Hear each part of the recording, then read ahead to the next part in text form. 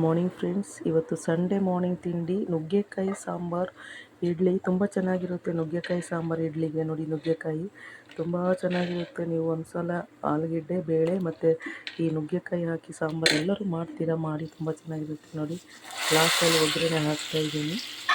ನುಗ್ಗೆಕಾಯಿ ಸಾಂಬಾರು ಇವತ್ತು ಇಡ್ಲಿ ನಮ್ಮ ಮನೇಲಿ. ಯಾರಿಗೆಲ್ಲ ಇಷ್ಟ ನುಗ್ಗೆಕಾಯಿ ಲೈಕ್ ಮಾಡಿ, ಶೇರ್ ಮಾಡಿ, ಸಬ್ಸ್ಕ್ರೈಬ್ ಮಾಡ್ಕೊಳ್ಳಿ ಫ್ರೆಂಡ್ಸ್ ಪ್ಲೀಸ್. ನುಗ್ಗೆಕಾಯಿ ಸಾಂಬಾರು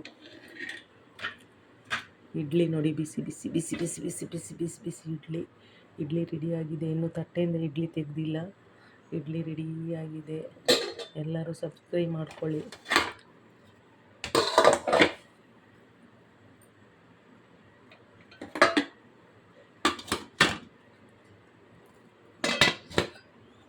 ಲೈಕ್ ಕಮೆಂಟ್ ಮಾಡಿ, ಶೇರ್ ಮಾಡಿ. ನುಗ್ಗೆಕಾಯಿ ಸಾಂಬಾರು ನೋಡಿ,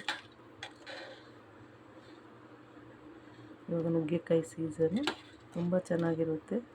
ಬೆಳಗ್ಗೆನೇ ಸಾಂಬಾರು ಮಾಡಿ ಇಡ್ಲಿ ಮಾಡಿದ್ದೀನಿ. ನೀವು ಬನ್ನಿ ತಿಂಡಿಗೆ ನಮ್ಮ ಮನೆಗೆ.